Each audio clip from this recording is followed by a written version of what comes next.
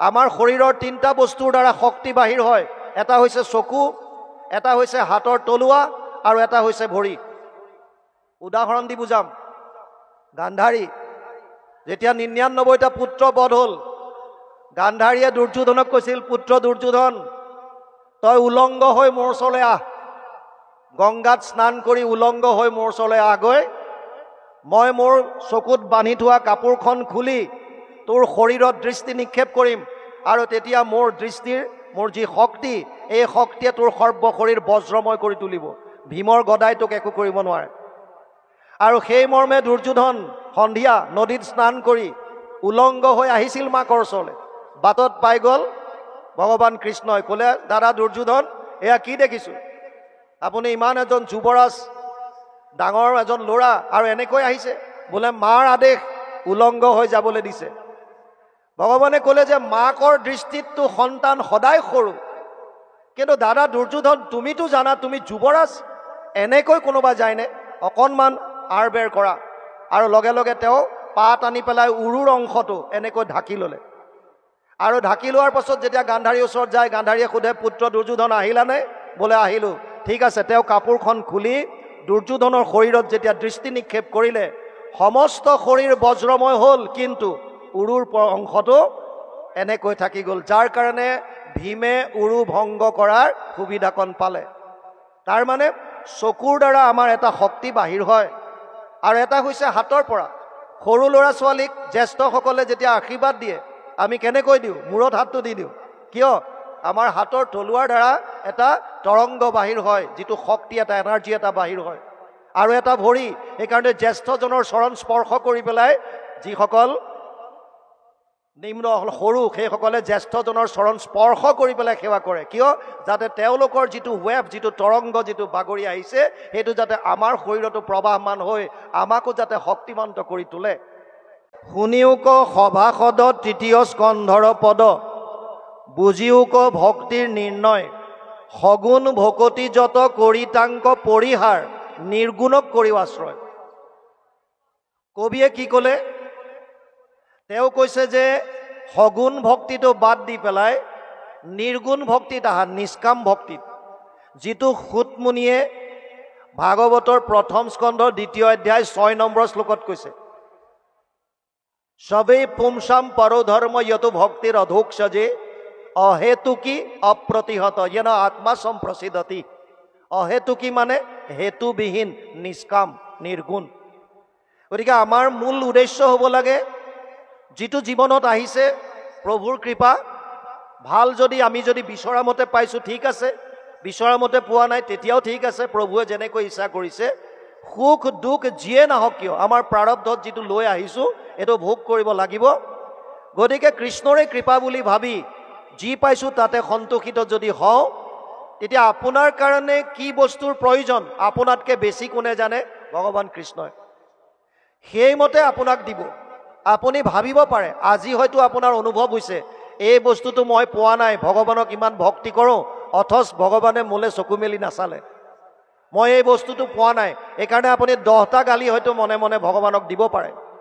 কিন্তু যদি সেই বস্তুটো পোৱাৰ পাছত এই বস্তুটোৰ পৰা যদি আপোনাৰ কিবা অপকাৰ হ'বলগীয়া আছে, তেতিয়া, বা বস্তুটো পোৱাৰ পাছত যদি সেই বস্তুটোৱে আপোনাক কিবা অপকাৰ কৰে, তেতিয়া আপুনি নিজে আজি বিচাৰিছে, ভগৱানে দিয়া নাই। কিয়? আপুনি প্ৰকৃত ভকত, সেইকাৰণে ভাবিছে এই বস্তুটোৰ পৰা বাপজনৰ অপকাৰ হ'ব, গতিকে মই নিদিওঁ। কিন্তু আমি বুজাত গণ্ডগোল হয়। যদি আপুনি একো নিবিচাৰে, তেতিয়া ভগৱানটো ভকতৰ অধীন, অহম ভক্ত পৰাধীন হি অস্বতন্ত্ৰ এব দ্বিজ। নৱম স্কন্ধ 4ৰ্থ অধ্যায় 63 নম্বৰ শ্লোকত কৈছে, অহম ভক্ত পৰাধীন হি অস্বতন্ত্ৰ এব দ্বিজ, সাধুভি ভক্ত পৰাধীন, ভক্তেৰ ভক্ত জনপ্ৰিয়। 9:4-63 নৱম স্কন্ধ 4ৰ্থ অধ্যায় 63 নম্বৰ শ্লোক। দুৰ্বাসাক কৈছিল, যেতিয়া অম্বৰীষক দি থোৱা চক্ৰই দুৰ্বাসাক খেদি ফুৰিছিল, যেতিয়া ভগৱান কৃষ্ণৰ ওচৰত গৈ পালেগৈ আৰু ক'লে আপোনাৰ চক্ৰৰ পৰা মোক ৰখাওক, তেতিয়া ভগৱানে কৈছিল, নোৱাৰিম, মই ভক্তৰ অধীন, মই স্বতন্ত্ৰ কেতিয়াও নহয়। হি অস্বতন্ত্ৰ এব দ্বিজ, মই কেতিয়াও স্বতন্ত্ৰ নহয়। সাধুবি ভক্ত হৃদয়, ভক্তেৰ ভক্ত জনপ্ৰিয়। মই সেইসকল সাধুৰ হৃদয়ে মোক ধাৰণ কৰি ৰাখিছে আৰু মই তেওঁলোকৰ অধীন হৈহে কৰ্ম কৰিব পাৰোঁ, তাৰ বাহিৰে মোৰ কোনো স্বতন্ত্ৰতা নাই। গতিকে আপুনি যদি ভগৱানক ভক্তি কৰে শুদ্ধ সত্যৰূপে, তেতিয়া আপোনাৰ কাৰণে যিটো উপযুক্ত, যেতিয়া যিটো আপোনাৰ প্ৰাপ্য, সেইমতে ভগৱানে আপোনাক দি যাব। মাত্ৰ আপোনাৰ আস্থা আৰু বিশ্বাসটো ৰাখিলেই হ'ল। ইয়াত এইকাৰণে গোপাল চৰণ দিজে কৈছে, সগুণ ভকতি যত কৰি তাংক পৰিহাৰ, নিৰ্গুণক কৰিও আশ্ৰয়। দেখা কেন কৃপা কৰি আপুনি কহন্ত হৰি, ভকতিক কৰি নানা ভাগ, এতেকে নিৰ্গুণ ভক্তি ধৰিওক দৃঢ় কৰি, তেবে ঈশ্বৰক পাইবা লাগ। গোপাল চৰণ দিছে কৈছে, চোৱাচোন কেনেকৈ কৃপা কৰি ভগৱন্তক কপিল প্ৰভুৱে মাকক কোৱাৰ চলেৰে ভক্তিক নানা ভাগ কৰি ফঁহিয়াই আমাক বুজাই দিছে। কোনটো ভক্তি কেনেকুৱা, ভাৱৰ ওপৰত যে গোটেইখিনি ভক্তি নিৰ্ভীত হৈ আছে, ভাৱৰ ওপৰত যে ভিত্তি হৈ আছে, এই কথাখিনি সুন্দৰভাৱে বুজাই দিছে। সেইকাৰণে কৈছে, তুমি যদি ঈশ্বৰক পাব বিচাৰিছা, তেতিয়াহ'লে তুমি তেওঁৰ বস্তুবিলাকত বা ভোগবাদৰ বস্তুবিলাকৰ প্ৰতি আশা ত্যাগ কৰা। অৰ্জুন যেতিয়া সহায় ভিক্ষা খুজিবলৈ যায় কুৰুক্ষেত্ৰৰ যুদ্ধৰ প্ৰাক মুহূৰ্তত,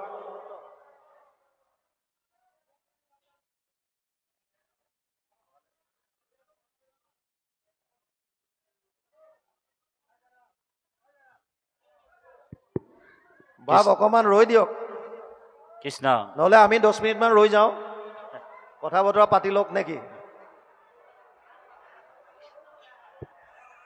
দুটাৰ ভিতৰত এটা হ'ব পাৰে, নহ'লে আমি 10 মিনিট ৰৈ দিওঁ, আপোনালোকে কথা পাতি লওক। এইফালে বহুত কথা পাতি আছে। চাওক, মই প্ৰায় এটা কাহিনী কওঁ, সেইকাৰণে আপুনি কিমান শুনিছে সেইটো ডাঙৰ কথা নহয়, যিকণ শুনে এইকণ শ্ৰদ্ধা সহকাৰে শুনক।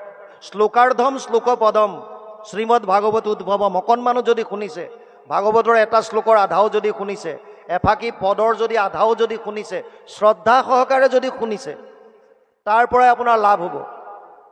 এটা চোৰ কেইজনমান মানুহে খেদি খেদি আহি আছে। বাহিৰত ভাগৱতৰ য'ত অনুষ্ঠান হয় তাত 50,000ৰ পৰা 1 লাখ মানুহে শ্ৰৱণ কৰিব পৰা কেপাচিটি থাকে।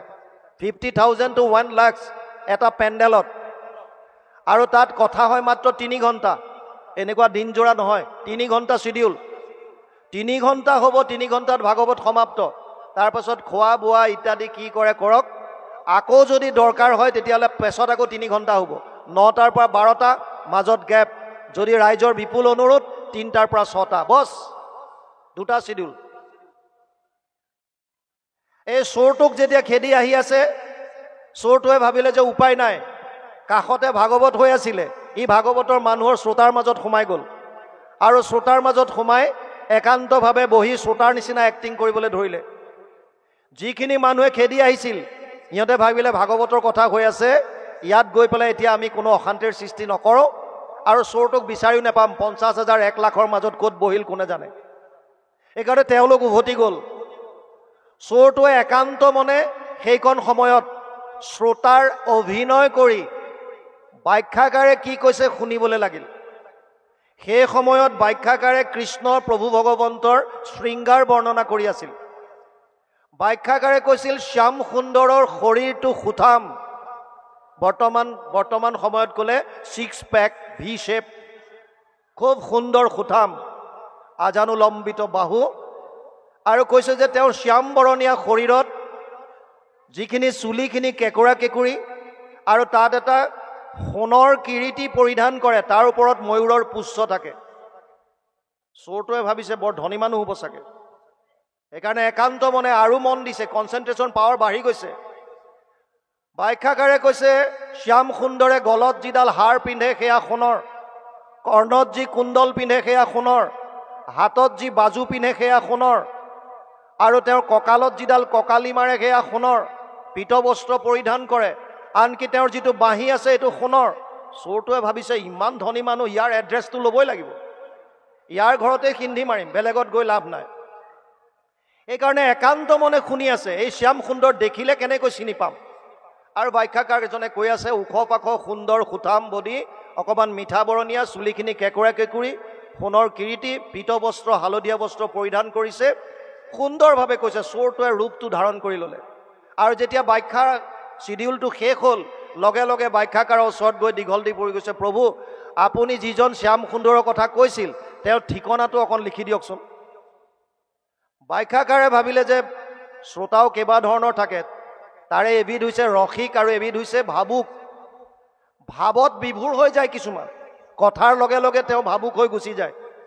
এইকাৰণে ভাবিলে, আৰু কিছুমান ৰস স্বাদন কৰি থাকে, ৰসিক বুলি কয়, ভাবিলে এওঁ চাগে ভাৱত বিভোৰ হৈ গৈছে, গতিকে শ্যাম সুন্দৰৰ ঠিকনা বিচাৰিছে। এইকাৰণে ক'লে তুমি ইয়াৰ পৰা ট্ৰেইন ষ্টেচনত যোৱা, ট্ৰেইনত উঠিবা আৰু চিধা বৃন্দাবন বুলি এটা ষ্টেচন পাবা, তালৈ যোৱা। তাত নামি যাকেই সোধা তোমাক শ্যাম সুন্দৰৰ ঘৰ দেখুৱাই দিব। সি ভাবিলে হয়তো ইমান ধনী মানুহ, তাত চাগে চবেই চিনি পায়, একো দিগদাৰ নাই। আৰু একো খোৱা বোৱা নাই, ৰূপটো হৃদয়ত ধাৰণ কৰিলে, কৰি তাৰ পৰা দৌৰিছে ৰেলৱে ষ্টেচন। তাত ট্ৰেইনত উঠি ৰাতভৰ ট্ৰেইনৰ যাত্ৰা, পানী এটুপিও খোৱা নাই, কেৱল ৰূপটো ধাৰণ কৰিছে, কেনেকৈ শ্যাম সুন্দৰক লগ পাওঁ।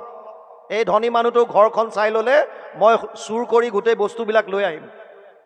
আৰু তাত গৈ ট্ৰেইনৰ পৰা নামি যাকে সুধিছে শ্যাম সুন্দৰৰ ঘৰ ক'ত, তেওঁবিলাকে মন্দিৰবিলাক দেখুৱাই দিছে, য'ত ৰাধা কৃষ্ণৰ যুগল মূৰ্তিবিলাক থাকে। আৰু ই চোৰটোৱে গৈ পেলাই মন্দিৰত সোমাই যেতিয়া মূৰ্তি দেখিছে, কৈছে বা এইটো কম ধনী মানুহ নহ'ব, য'তে ত'তে মন্দিৰ বনাই পেলাই পূজা কৰি আছে।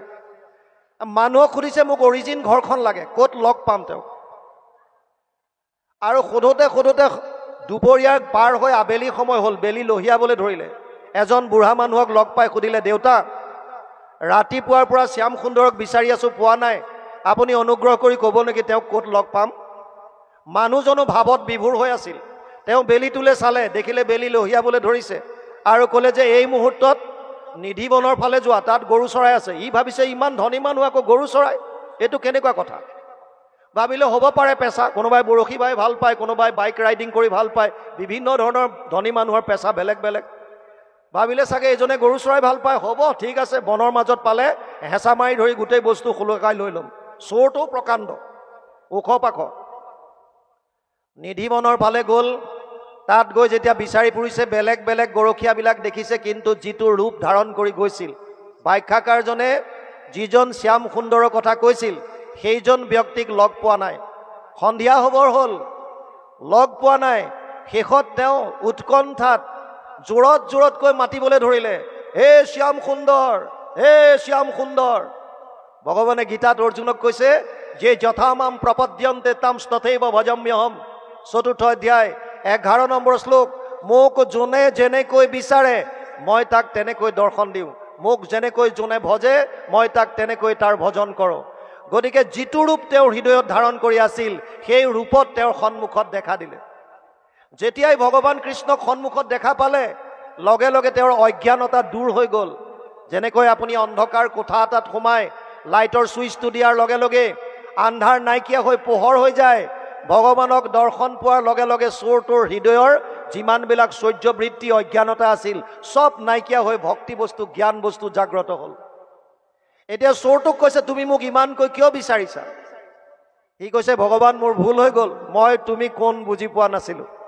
মই ভাবিছিলোঁ যে এজন ধনী মানুহ, মই চোৰ, গতিকে মই চুৰ কৰাৰ মানসিকতা লৈ পেলাইহে তোমাক বিচাৰিছিলোঁ। কোৱা কোৱা তোমাক কি লাগে কোৱা। বোলে মোক এতিয়া একো নালাগে। নাই নাই, মই জানিছোঁ তোমাক কি লাগে। এই বুলি গোটেই কিৰীটি খুলিলে, বাজু খুলিলে আৰু কুণ্ডল খুলিলে, সোণৰ বাঁহী কাপোৰত মেৰিয়াই টোপোলা কৰি দি দিলে। এয়া লোৱা, তুমি এয়া বিচাৰি মোৰ ওচৰলৈ আহিছা। চোৰটোৱে ক'লে, প্ৰভু মই চোৰ আছিলোঁ হয়, কিন্তু এতিয়া মই বুজি পালোঁ তুমি কোন। মই তোমাক কৈছোঁ যে তোমাৰ এই অলংকাৰ পৰিধান কৰিবৰ পৰা ব্যক্তি পৃথিৱীত মই দ্বিতীয় এজন আজিলৈকে দেখা নাই, গতিকে এয়া বস্তু মোক নালাগে। ভগৱানে ক'লে, কিন্তু মোৰ দৰ্শন অথলে নাযায়, তুমি কিবা এটা বিচাৰা। তেওঁ ক'লে, যদি দিবই বিচাৰিছা তেতিয়াহ'লে মোক এটা বস্তু দিয়া। বোলে কি? যেতিয়াই মই তোমাৰ দৰ্শন বিচাৰোঁ, তুমি যাতে মোক এই ৰূপত যাতে দৰ্শন দিয়া। আৰু ভগৱানে ক'লে, তথাস্তু। লগে লগে অন্তৰ্ধান হ'ল। চোৰটো পুনৰ তাৰ পৰা দৌৰিছে, আকৌ ট্ৰেইনত উঠিছে, ৰাতভৰ ট্ৰেইনৰ যাত্ৰা। আৰু পাছদিনা আহি পেলাই ব্যাখ্যাকাৰজনৰ চৰণত দীঘল দি পৰিল আৰু ক'লে, হে প্ৰভু ঈশ্বৰ, মই এটা চোৰ আছিলোঁ। কালি আপোনাৰ মুখেৰে শ্যাম সুন্দৰৰ বৰ্ণনা শুনি তেওঁৰ ঘৰত চুৰ কৰিবৰ কাৰণে আপোনাক ঠিকনা বিচাৰিছিলোঁ। আপুনি মোক বৃন্দাবনলৈ পঠিয়াই দিলে, আৰু মই বৃন্দাবনত গ'লোঁ। কিন্তু অতি আচৰিত কথা, আপোনাৰ অকণমান সময় শ্ৰৱণ কৰিয়েই মই স্বচক্ষে ভগৱান কৃষ্ণৰ দৰ্শন পাই আহিছোঁ। ব্যাখ্যাকাৰজনে ক'লে অসম্ভৱ। কিয়? মই আজিলৈকে 1000 বাৰ ভাগৱতৰ ব্যাখ্যা কৰি ময়ে দেখা পোৱা নাই, তুমি কেনেকৈ দেখা পাবা? মই 1000 বাৰ ব্যাখ্যা কৰিলোঁ, ময়ে আজিলৈকে কৃষ্ণক স্বচক্ষে দেখা নাই। ই ক'লে সঁচাকৈ কৈছোঁ, মই আপোনাৰ পৰা অকণমান সময় শুনিছোঁ হয়, কিন্তু মই স্বচক্ষে দেখি আহিছোঁ। ব্যাখ্যাকাৰজনে হুক হুকাই কান্দিবলৈ ধৰিলে। চোৰটোৱে ক'লে, যিহেতু তুমি মোক ভগৱানৰ দৰ্শন কৰাই দিলা, গতিকে আজিৰ পৰা তুমি মোৰ গুৰু হ'লা। অখণ্ড মণ্ডলাকাৰম ব্যাপ্তম য়েন চৰাচৰম তদ পদম দৰ্শিতম য়েন তস্मै শ্ৰী গুৰুৱে নমঃ। যিজনে অখণ্ড মণ্ডকালত এই পৃথিৱীত ব্যাপ্তমান হৈ থকা ঈশ্বৰ কৃষ্ণৰ চৰণ পংকজ দৰ্শন কৰাই দিয়ে, সেইজন হৈছে গুৰু। গতিকে চোৰটোৱে ব্যাখ্যাকাৰজনক গুৰু বুলি সেৱা কৰিলে। ব্যাখ্যাকাৰজনে হুক হুকাই কান্দিছে। মোৰ হয়তো হৃদয়ত এতিয়াও কপটতা আছে, মলিনতা আছে, যাৰ কাৰণে মই ঈশ্বৰক দৰ্শন পোৱা নাই। চোৰটোৱে সুধিলে, সঁচাকৈ আপুনি দেখা নাইনে? ব্যাখ্যাকাৰজনে ক'লে, সঁচাকৈ নাই দেখা। তেতিয়া ক'লে, মই আপোনাক দৰ্শন কৰাই দিম। আৰু তেওঁ ভগৱানক প্ৰাৰ্থনা কৰিলে, হে প্ৰভু, তুমি মোক বৰ দিছিলা, যেতিয়াই মই তোমাৰ দৰ্শন ইচ্ছা কৰোঁ তুমি মোক দৰ্শন দিবা। আৰু সেইকাৰণে ভগৱানক একান্তভাৱে প্ৰাৰ্থনা কৰিলে, প্ৰভু, এই মুহূৰ্তত মই তোমাৰ দৰ্শন পাব বিচাৰিছোঁ। আৰু ভগৱান ভকতৰ অধীন, লগে লগে তেওঁৰ সন্মুখত দৰ্শন দিলে। এতিয়া চোৰটোৱে ব্যাখ্যাকাৰক কৈছে, হে প্ৰভু, আপোনাৰ ঈশ্বৰত ভগৱান ওচৰত, সন্মুখত, আপুনি দৰ্শন কৰক। ব্যাখ্যাকাৰজনে চাইছে, একো দেখা নাই। কৈছে, মই একো দেখা পোৱা নাই। কৈছে, আপোনাৰ সন্মুখত মই দেখি আছোঁ। ব্যাখ্যাকাৰজনে হুক হুকাই কান্দিলে।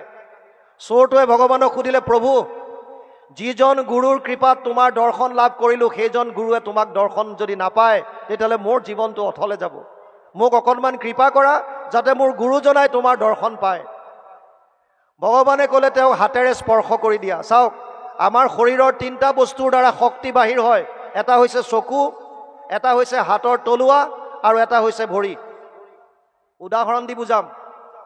গান্ধাৰী যেতিয়া 99টা পুত্ৰ বধ হ'ল, গান্ধাৰীয়ে দুৰ্যোধনক কৈছিল, পুত্ৰ দুৰ্যোধন, তই উলংগ হৈ মোৰ ওচৰলৈ আহ, গংগাত স্নান কৰি উলংগ হৈ মোৰ ওচৰলৈ আহগৈ। মই মোৰ চকুত বান্ধি থোৱা কাপোৰখন খুলি তোৰ শৰীৰত দৃষ্টি নিক্ষেপ কৰিম, আৰু তেতিয়া মোৰ যি শক্তি, এই শক্তিয়ে তোৰ সৰ্বশৰীৰ বজ্ৰময় কৰি তুলিব। ভীমৰ গদাই তোক একো কৰিব নোৱাৰে। আৰু সেই মৰ্মে দুৰ্যোধন সন্ধিয়া নদীত স্নান কৰি উলংগ হৈ আহিছিল মাকৰ ওচৰলৈ। বাটত পাই গ'ল ভগৱান কৃষ্ণই। ক'লে, দাদা দুৰ্যোধন, এয়া কি দেখিছোঁ? আপুনি ইমান এজন যুৱৰাজ, ডাঙৰ এজন ল'ৰা, আৰু এনেকৈ আহিছে? বোলে, মাৰ আদেশ, উলংগ হৈ যাবলৈ দিছে। ভগৱানে ক'লে যে মাকৰ দৃষ্টিততো সন্তান সদায় সৰু, কিন্তু দাদা দুৰ্যোধন, তুমিতো জানা তুমি যুৱৰাজ, এনেকৈ কোনোবা যায়নে? অকণমান আৰ বেৰ কৰা। আৰু লগে লগে তেওঁ পাত আনি পেলাই উৰুৰ অংশটো এনেকৈ ঢাকি ল'লে। আৰু ঢাকি লোৱাৰ পাছত যেতিয়া গান্ধাৰীৰ ওচৰত যায়, গান্ধাৰীয়ে সোধে, পুত্ৰ দুৰ্যোধন আহিলানে? বোলে, আহিলোঁ। ঠিক আছে। তেওঁ কাপোৰখন খুলি দুৰ্যোধনৰ শৰীৰত যেতিয়া দৃষ্টি নিক্ষেপ কৰিলে, সমস্ত শৰীৰ বজ্ৰময় হ'ল, কিন্তু উৰুৰ অংশটো এনেকৈ থাকি গ'ল, যাৰ কাৰণে ভীমে উৰু ভংগ কৰাৰ সুবিধাকণ পালে। তাৰ মানে চকুৰ দ্বাৰা আমাৰ এটা শক্তি বাহিৰ হয়, আৰু এটা হৈছে হাতৰ পৰা। সৰু ল'ৰা ছোৱালীক জ্যেষ্ঠসকলে যেতিয়া আশীৰ্বাদ দিয়ে, আমি কেনেকৈ দিওঁ? মূৰত হাতটো দি দিওঁ। কিয়? আমাৰ হাতৰ তলুৱাৰ দ্বাৰা এটা তৰংগ বাহিৰ হয়, যিটো শক্তি, এটা এনাৰ্জি এটা বাহিৰ হয়। আৰু এটা ভৰি, সেইকাৰণে জ্যেষ্ঠজনৰ চৰণ স্পৰ্শ কৰি পেলাই যিসকল নিম্ন সৰু, সেইসকলে জ্যেষ্ঠজনৰ চৰণ স্পৰ্শ কৰি পেলাই সেৱা কৰে। কিয়? যাতে তেওঁলোকৰ যিটো ৱেভ, যিটো তৰংগ, যিটো বাগৰি আহিছে, সেইটো যাতে আমাৰ শৰীৰতো প্ৰবাহমান হৈ আমাকো যাতে শক্তিমন্ত কৰি তোলে। সেইকাৰণে ভগৱানে ক'লে, তুমি তোমাৰ ব্যাখ্যাকাৰজনৰ হাতত স্পৰ্শ কৰা। আৰু যেতিয়াই চোৰটোৱে ব্যাখ্যাকাৰৰ হাতত স্পৰ্শ কৰিলে, লগে লগে তেওঁ সন্মুখত সেইজন ভগৱান কৃষ্ণক দেখা পালে, যিজনৰ ৰূপ বৰ্ণনা, শৃংগাৰ বৰ্ণনা তেওঁ ভাগৱতৰ মাধ্যমেদি কৰি আছিল। আৰু লগে লগে ভগৱানক স্তুতি কৰিলে। প্ৰভু ভগৱন্তই তেওঁকো আশীৰ্বাদ কৰি তাৰ পৰা আঁতৰি গ'ল। সেইকাৰণে ইয়াত সুন্দৰভাৱে কৈছে, আপোনালোকে বেছিকৈ এইকাৰণে কথা বতৰা নাপাতিব, যিকণ সময় শুনে শ্ৰদ্ধা সহকাৰে শুনিব। অকণমান সময় যথেষ্ট হৈছে, আমিও আমাৰ তাঁতি বাপে অলপ সময় চলালে চলাব, আমি যামগৈ বনীয়া বাপৰ সতি। গতিকে এতিয়া আছে, ইয়াত কৈছে নমো নমো দীনবন্ধু কৃষ্ণদেৱ কৃপা সিন্ধু তজু পাৱে পখিলো শৰণ, গুণময় ভক্তিচয় স্বপ্নটো নহওক মোৰ, এহি মানে কৰহো প্ৰাৰ্থন। ইয়াত কবিয়ে কৈছে মোৰ যাতে এই গুণময় সগুণ ভক্তিসমূহ যাতে সপোনতো যাতে নাহে, যাতে মই কোনোদিন নিবিচাৰোঁ, এনেকুৱা এটা মোক যাতে কৃপা কৰা। কিন্তু তজু পদে নতি একান্ত সপ্ৰেম ৰতি, ৰৌক মোৰ নৌকান কাম, সমজ্যাৰ যতজন হওক মাধৱক মন, ডাক চাৰি বোলা ৰাম ৰাম। কিন্তু তোমাৰ পদত যাতে সদায় মোৰ যাতে নমস্কাৰ থাকে, সপ্ৰেম ৰতি যাতে থাকে, বেলেগৰ প্ৰতি যাতে মোৰ মন নাযায়, এইকণ যাতে কৃপা কৰা, এই বুলি ভাবি এইটো অধ্যায় ইমানতে শেষ কৰিছে। বাপ বান্ধৱ ভাই মাতৃ সমস্ত কেইটালৈকে আপোনালোকে শুনাৰ কথা ভাবিছে? সামৰি দিওঁ নেকি? ভাওনা আছে, তেতিয়াহ'লে আমি সামৰি দিয়াই ভাল, ইয়াতে অধ্যায় পৰিছে নহয় জানো? এনেও চাওক, মানুহৰ এটা বৈঠকত শুনি পেলাই গ্ৰহণ কৰিব পৰা শক্তি কেৱল 45 মিনিট। 3 ঘণ্টা সময় আমাৰ শ্ৰদ্ধাৰ বনীয়া বাপে আপোনালোকক অলৰেডি শুনালে। 45 মিনিট মাত্ৰ আমি এটা বৈঠকত যদি শুনো, তেতিয়া আমাৰ ৰিচিপশ্যন পাৱাৰ মানে গ্ৰহণ কৰিব পৰা শক্তিটো আছে। সেইকাৰণে স্কুল কলেজৰ পিৰিয়ডবিলাক 45 মিনিটছৰ হয়। ইয়াতকৈ যদি বেছি হয়, তেতিয়া আমাৰ তাৰ সেই বুঢ়ী মানুহগৰাকীৰ নিচিনা হ'ব, যি 90 বছৰ বয়সত কোৰ্টত ডিভোৰ্চ বিচাৰি গৈছে। জাজে সুধিছে আইতা কিমান বয়স হৈছে? বোলে 90 বছৰ হ'ল বোপাই। এই 90 বছৰ বয়সত আপুনি ডিভোৰ্চ বিচাৰি আহিছে কিয়? বোলে মানুহটোৰ লগত আৰু থাকিব নোৱাৰো। মানুহটো ক'ত আছে? কোৰ্টৰ বেলেগ এফালে দেখুৱাই দিছে, বুঢ়া মানুহ এজন লাখুটি লৈ বহি আছে, হাতটো কঁপি আছে। জাজে সুধিছে দেউতা আপোনাৰ বয়স কিমান হ'ল? বোলে 95 মান হ'ল বোপাই। জাজে কৈছে 95 বছৰত আপোনাক ডাইভোৰ্চ বিচাৰি আপুনি আহিছে? ডিভোৰ্চ লাগে আপোনাক?